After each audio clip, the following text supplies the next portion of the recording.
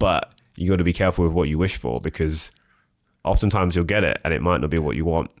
Everything has a price. And I think what you were referring to those like mimetic goals, where like people basically copy someone else's goal thinking because Charlie's done X, I want to do that. And then they realize they don't actually want the thing.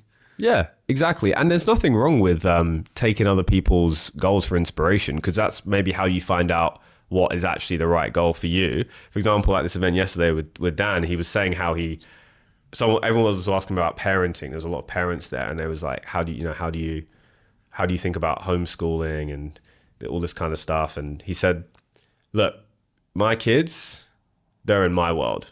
I'm not here to serve them. They're a part of my world, and they're my responsibility, right? And that's like not what most parents would say. Most parents would say, like the opposite in some way. And that was interesting. I was like, that's actually a really interesting thought. And I have never heard anyone say that before. Does that mean I'm going to adopt his belief system? Well, in my case, not exactly, but it gives me a different perspective, and I can see if I resonate with that or not. I don't need to blindly copy it just because he's someone in an authority position, but I can see how he does it, and then I can sort of decide how if I want to do it. This is why like masterminds and these coaching containers can be so good when you've got the right people in it, because we actually learn by osmosis. We do not learn by what people tell us to do. It's like children, right? Children don't do what you do. They don't do what you say. They do what you do. And we're exactly the same. So this is why this is why the environment's so important. But if most people are being honest, there are certain people in their environment that they shouldn't be spending as much time with, but they're still holding on to it out of some kind of fear. And if they were just able to let that go, immediately they would have an insane amount of progress. That's why there's this Dubai effect of people, when they move here, they immediately become so much more successful, because it's physically made them let go of the place that they were before and allowed them to step into a new identity. It just makes that process so much easier, right? Because now if I come here and in the UK, I'm this Ibrahim everyone knows here, I'm the billionaire hypnotist, and that's who everyone knows me. I go to an event like yesterday, people come up to me, oh, hey, like, Ibrahim, like, you're the hypnotist, right? And what's that doing? It's reinforcing this identity onto me. So that environment change allows you to do that, because it lets you just be whoever you want to be. The secret is that you don't even have to wait for an environment change. You can just decide, and you can just decide to be whoever you want to be. Because you did that. You previously had a marketing business for real estate agents, running ads. And then I listened to you talk about this previously, that you just made a decision, I'm now the hypnotist. Yeah, literally. So I was at October. So 1 year ago, almost to the day, I was in Dubai in October. I was at Will's Mastermind. Yeah, I think we met there. And I was still running the agency. I'd also been coaching business owners for quite a long time, and I was realizing that the mindset piece was a big part of it. And I was in this like push and pull. They were all telling me, yeah, but you can't sell mindset. Like, no one buys that. Like, it has to be, belief though. No, exactly. But so here's exactly what happened. All of these people at the time, it's funny because they were ahead of me in terms of business. Now almost everybody who told me that I'm now ahead of, it's funny just in terms of like physical terms, but they told me you can't do that. And I believed them for a period of time until I didn't, until I was able to create enough belief inside of myself that actually that's not even true. Like, my journey started 12 years ago when I was hypnotized at a Tony Robbins event. I went in shy, I went in insecure, I didn't have a business. Next thing you know, I'm walking over fire, I'm drinking the Kool-Aid. Everyone's like, what happened to you? You're this new person like that within a couple of days. What happened? Well, I didn't realize until years later that hypnosis was one of the things used at that event. So I learned from the guy who taught him, who created NLP, Richard Bandler, and I started using it. And then I started to immediately see, oh my God. By this point last year, my friends were just business owners doing well. So I just started using it with them. And then I started seeing change so fast that it just didn't even seem real. But the results were there. They'd start making the money. They could go and cold approach the girl. They'd have the confidence, like whatever the thing is that they were missing. And so I just literally changed my identity. I just made a decision. And I have it, it's kind of cool because I was with my girlfriend and I was telling her, when I knew nothing about what I was going to do, I was like, I'm going to be the best hypnotist in the world. I'm going to be hypnotizing billionaires. And she's like, she believes in me a lot. But even she was like, was it really? Like, you sure? Like, but okay. you said an interesting word there. You said will, not want. Yeah. Because in the world that I created, it's already done. So it's like now when a billionaire comes to me with X problem, it's not a surprise because in my mind it's already happened. So what happens is it's created that familiarity, and going back to the beginning of what we talked about, that comfortability. I'm comfortable with that situation because then I've already created and self-hypnotized myself for that reality to be true. So when it happens, because it will happen, then it's just normal. It still feels great. It's awesome, but it's not a surprise. And so one last thing I'll add, and the reason why this is so key, and I'll use that example, add the other client who's the fitness coach that I work with, the reason why this is so key is because what a lot of people do is they'll hit this invisible glass ceiling in their business, 100K a month, $1 million a month, 10 million a month, whatever. And something inside of them will believe that on a subconscious level, that's the limit that they should be at from whatever the programming is. And so the key here is, you're never going to have growth that only looks like that in a straight line. It's never going to happen. But what most people's growth looks like, this squiggly line. But what it can look like is more like this, up and then flattens out for a bit, up and then flattens out a bit. It can look like that. And the way to do that is to be able to, at every level, as soon as you hit the goal, recreate the identity that is required to get to the next goal, so that the version of you is essentially always ahead of the reality that you're experiencing. And then you'll just constantly be able to level up, and you won't then need to self-sabotage. For example, this month, we'll hit another record month, and I'm not going out, popping bottles, doing crazy shit. We'll celebrate a little bit, but I know where I am in terms of my whole potential, and it's like less than 1%. So it's like the journey is so far to go. Like, yes, externally it looks good from the outside, but I'm nowhere near where I know that I'm going to be. And then you just apply that same principle at every level, and you can create anything that you want. You mentioned you thought you could only get to a certain amount of revenue in your own business. Yep. And then you changed that for yourself. Mm-hmm. What did you change, or was it something you saw or something someone said? Like, I'll give a good example. Yeah. So I think you were at an event with like Jordan Lee and everyone a couple of weeks ago. Yeah. I don't know if it was then or when I was with him personally with Jordan. He said something to me about his sales team. They have a 30% show rate, 30% close rate, and they make $6 million a month. I was like, I just need to spend more on ads. So I just spent more on ads. We're making way more money. So it's like, because I had this belief that I had to have a certain amount of kind of like metrics before I just like sent it and let it rip, which for me, he kind of reset thermostat for me a little bit by just realizing where the numbers could be and the whole thing could still work. Yeah. So he gave you a new program, a new belief system. And it was just strong enough for you to take the action on it. Now, if, your maid said that to you, Mr. Charlie, you just need to spend more on ads. You're probably not going to do it, right? Why? Because you don't believe her. Because she hasn't done it. That's why. Because she hasn't done it. Yeah. So yes, you can borrow that belief from other people, and that's a hack. But fundamentally, you don't even need to do that. The best people in the world, the Elon Musks of the world, who are able to literally shape shift themselves, go from being in payments to rockets to politics to social media, whatever. It's like, that's literal identity recreation, right? And you don't actually have to rely, like the greats, the people, like, for example, why is Jordan scaling so far? Like, yeah, he's in, programs, he's getting all the information, that kind of stuff. But ultimately, he's just got the balls to do it, right? What most other people won't do. Most people would be way too scared to spend $2 million in a month on ads. And that's like a ceiling. But then if you actually just zoom out of all of that, suddenly you realize there's people making billions of dollars per month. And their whole thought system is completely and utterly different. And it would just break down your entire reality, right? So the biggest thing that I give to my clients is one of my belief systems, that every belief is actually a limiting belief. Every single belief, even the strongest belief that you think is your greatest superpower, it still has limitation inside of it, because it could be greater. So when you realize that, basically these belief systems, how they affect your actions, how they affect your attitude, you just become a video game character. You just decide, like, who do I want to be? I select that. You show up. You create this. It was either Steve Jobs or Elon Musk who was described as having this reality distortion field. You ever heard of this concept? No. So I think it was Jobs, and they would say, you know, he was crazy, he was this ruthless leader, but somehow he would be able to just get everybody to be bought into his belief system, even though it seemed impossible at the time. Well, that's the same way Dubai was built, by the way. This was sand 60, 70 years ago. Now it's one of the greatest cities on earth. Do you think that just happened? No, they had to have insane level of certainty, insane level of belief, balls to be able to pull this off and get everybody on.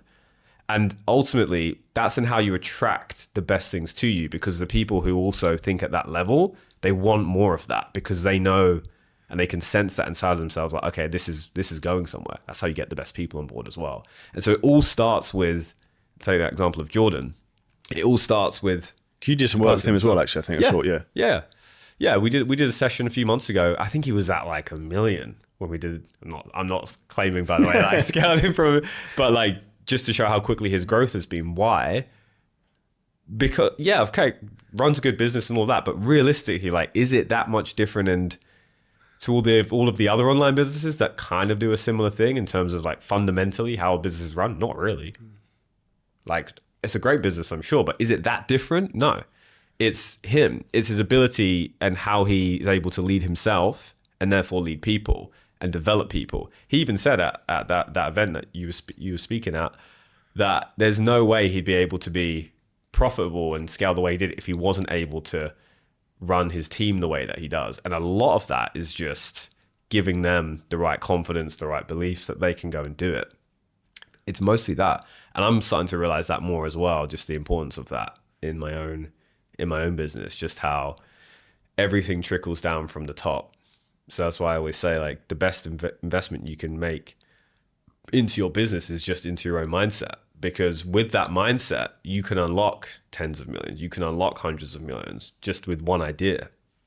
It's all inside of your mind right now. It's just literally having the belief shift to unlock it and then having the confidence to go and take the action behind it. And I bet there's even things for you, like, you know, you could be doing 100%. way more, right? So for you, like, what's the thing stopping you? So it's interesting. I've been trying to work this out the last few days. Like, we're on a record month this year, and I'm like, why? So I've just had a baby. I'm taking barely any calls. I've been working on the business, not in the business, like, at all. So part of me is like, and we've just spent loads more on ads. I've just hired loads more salespeople. So part of me is like, everything I'm just doing is just super high leverage. And that's kind of, and I've also just been more aggressive with spending. So I think a lot of it is removing a limiting belief of, I don't want to lose money or waste money on ads if it might not work. If it doesn't work, it's fine. Yeah. So what was that? That was just a fear, right? A fear of losing money. Or like only, Ed Milet has this saying of like, you get a certain amount of success and you sort of like turn the thermostat up in the room, and then people get kind of like hot and then they turn it down because they get a bit scared. Yeah. It's the same thing of like, we're spending 2,000 a day on ads, 3,000 a day on ads. Like, I better turn it down. That's quite a lot. Like, you see it kind of build through. And I think you mentioned about like Jordan, there's like having the minerals to keep spending, even if you've had a couple of like slow days, knowing that over a longer period of time, it'll work. It all starts with the end in mind. So for him, if he wants to be, I don't know what his end in mind is. I know it's like at least hundreds of millions. Maybe he sees himself as a billionaire, whatever his results are. But let's just use the example of a billionaire's mindset. If your mindset is truly someone who is going to become a billionaire, let's say as an example, then do you think if your ads don't perform for a couple of days, that's going to turn you off? No, it's literally like the bump in the road of how small and insignificant that is to the bigger picture is literally nothing. And what that does is it, on a fundamental level, it removes the emotion of fear attached to it. And ultimately, everything we do is actually driven by emotion. Like, we like to think we're just these like stoic, rational people, and yeah, you can develop that. But ultimately, it's the emotion that drives everything that we do. So, for example, in that with Jordan Lee, what happened? He showed you what he was doing. That gave you this new belief system, which is ultimately driven by an emotion for you to actually go and do the thing, right? You had the belief that you could now go and do it, and then you did it, and now you've had a record month. So that's just like, imagine if you applied that same principle just times 10x or times 100x, where you could be in what space of time. And the thing is like, you might get there anyway, but as you go further along your journey, you just realize how much more valuable time actually is than money, because you can always make more money, you can't get more time. And so for me, I'm always just looking at how can I just compress time as much as possible. And oftentimes when it comes to business, it is just the things that you already knew were the right thing to do, but it's just overcoming the fear to be able to do them because you see the vision now so clearly in your mind and it feels like, okay, yeah, this is now easy. And I also think I actually ask you a question. Do you think there's value in doing things like ocean personality tests to understand where your limiting beliefs are so you can try and hypnotize yourself out of kind of your own personality, I'm not say flaws, but maybe weaknesses and traits? I think anything that helps you understand more about yourself, that's a valid model, is useful. So I use all kinds of things with clients. I'll use personality tests. I'll use freaking numerology sometimes with clients. Like I'll look at everything, even if, some people might disagree or agree with some of them, but the more insight you can gain on yourself, the better. That's why in corporate, they'll do these like 360 reviews, right? Where everyone will give a report of the CEO of what they see from their perspective. And you just basically get roasted pretty much. But that's the best thing you can do because then you understand yourself better. And when you understand your weaknesses better, once you overcome the ego and the hurt of that, you can then just be way more effective. Like I know exactly what my weaknesses are, which is why I don't try and, of course I get better, but I don't need to fight against them. I just bring in the right people and processes and systems to fill in those gaps. And then lo and behold, for me, and actually like John DeMartini, one of the things I love about John, I think he's an absolute master, by the way, super underappreciated in terms of his actual intellect, his skill set. One of the things he talks about is how he only does the things that he essentially loves to do. And he's ruthless about that, right? What does he do? He teaches and he travels, basically, right? And that's all that he does. And you could say, oh, but John, you could have made way more money. He doesn't give a fuck. He's living the life that he wants to live. And he's completely in alignment, happy, content doing that. And he's living the best version of his life. And I think that what most people do is they live a version of a life that somebody else told them to do and tries to fit themselves in like a round peg into a square hole. And then they just get miserable, particularly with these like online businesses. You can make money really fast in these businesses, but then if you have to sacrifice too many parts of yourself, eventually you're just going to burn out, or in any business. So if you can figure out, and that's why I gave the example of like a Richard Branson, his strengths, dude's dyslexic. One of the most successful people in the world, managing 400 companies while he's chilling on an island. That's not a reality for most people. But if you went and spent 2 days with Richard on Necker Island, you'd probably come and make some changes off the back of that. Why? Your belief systems about what's possible would change. It's a law of exposure. Yeah.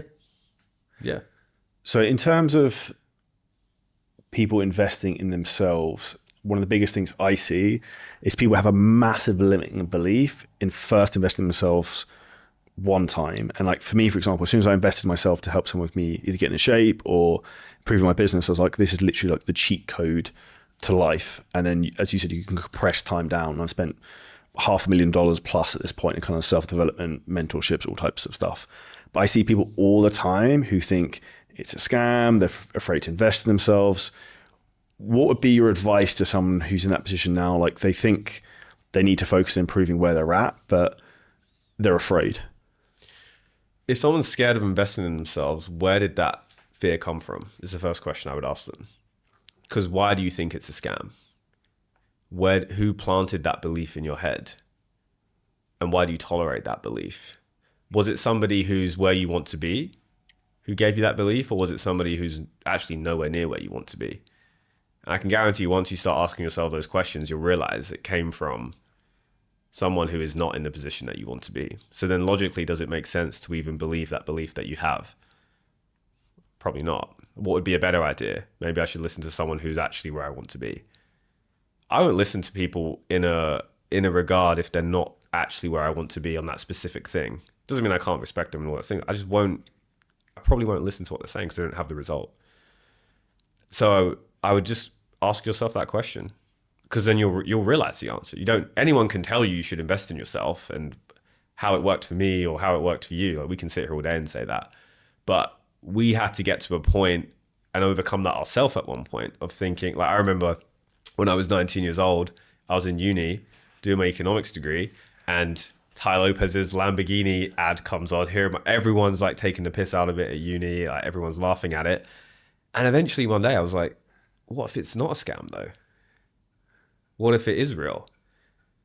And I did it, changed my life. You're the second person who said the exact same thing about the same ad, the same course. Yeah. And here's the thing is like, even if it's not the best thing in the world or the best course in the world or whatever, it might just be that step that you need to take in order to have that change in your life. And people would rather bet on a slot machine or bet on crypto or anything else, or the clothes that they wear, other than themselves. And the reason why they do that is because deep down they don't believe that they're worthy of being bet on in themselves, right? So like I train sales teams and I'll work with their belief systems, I'll do hypnosis with them.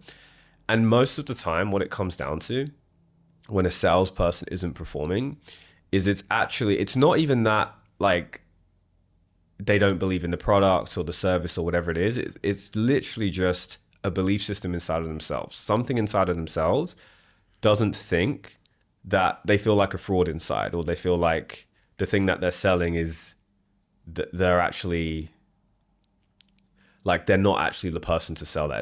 It's a self-image issue. And as soon as that changes, closing rate doubles.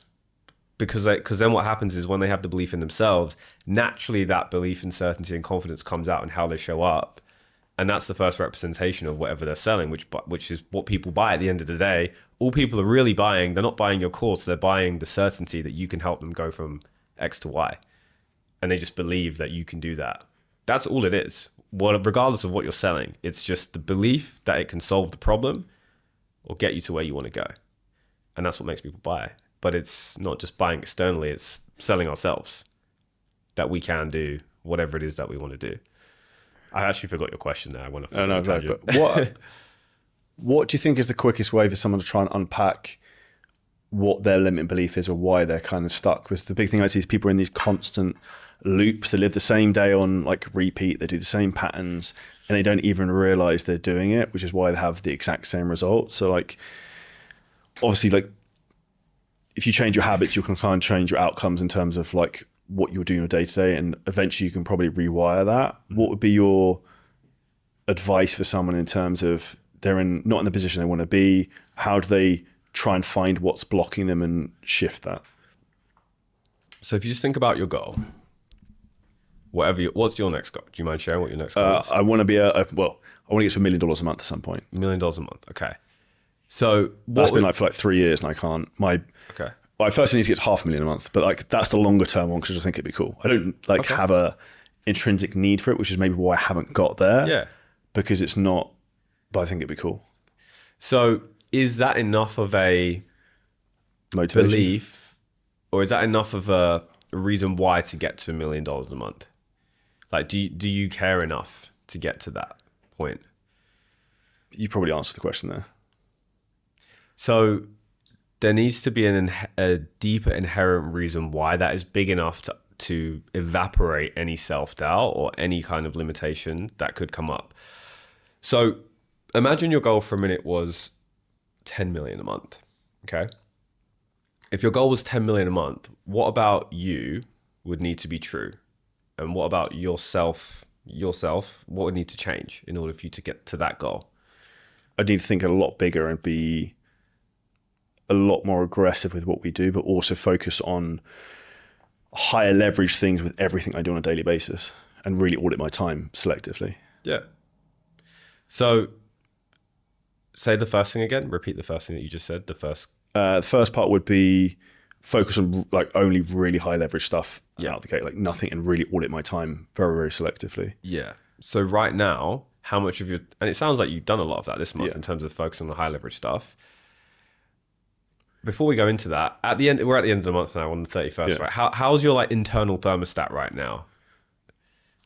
In terms of happiness or fulfillment or contentment part of my head's like, okay, we spent this amount of ads. This is 20% more than last month. I've just said to myself next month, okay, we're going to spend another 20% more and just see what happens. Yeah. And just like, almost like hold the line of just keep trying to like, almost like trench warfare, like just take 100 yards at a time and just kind of see what happens, if that makes sense. Yeah.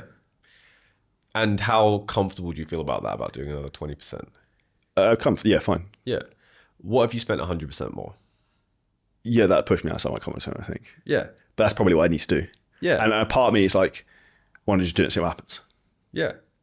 So that's actually a really good mindset to have, to why not just do it and see what happens. The reason why is because it's actually quite detached from the goal, which is ironically what you actually need to hit the goal.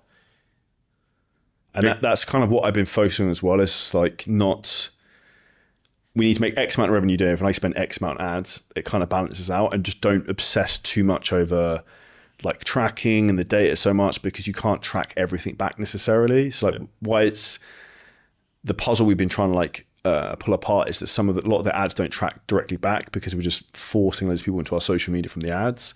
So I think for me, it's probably like not being afraid of potentially losing money. Yeah. And this was some white swan event that we just got loads of clients sign up, which doesn't really make sense. Yeah. So it's like, it's just a fear at the end of the day. So if you what if you were to double the amount that you were going to spend in November? So we spent £50,000. It's not something like 70,000. So it'd be £100,000 in November. Okay. So you spent 100. So you'd spend 100 in November. Yeah. When you think about spending 100 in November, what happens to your internal thermostat? That I get a lot of, one thing, I get a lot of points on my Emirates Skywards card, so that's ideal. So it's points and prizes. There we go. But there's your purpose. Yeah, you just found it. Yeah, free air travel. But I think it would be tolerating if it was slow for a few days or a few weeks when you're at that kind of spend, because you'd see a lot going out. Yeah. It's just tolerating, like being able to, as you said, detach from that reality. Yeah. And so part of it, and the reason why I said, what if it was 10 million, what would need to happen is because if you can operate from, like the amount of people that have said to me, like, I know you'll be a billionaire in your life. I don't even care about being a billionaire. I literally couldn't give a flying fuck. I'm genuinely serious, I couldn't care. But the amount of people that have said that to me because of the way that I show up now and what is a big thing to me and what isn't a big thing to me is insane. And whether that happens or not isn't the point. The point is the version of yourself that you're operating from. Now, if you enjoyed this clip and you're a coach, creator, or a business owner and you want help in terms of how to scale your business using ads, AI, content, marketing, a lot of things we talk about on the show, then hit the link at the top line of our description in the YouTube video. You can book on a call with us and we'll walk through the whole process, audit your business, and show you where there's huge, huge opportunities for you to scale.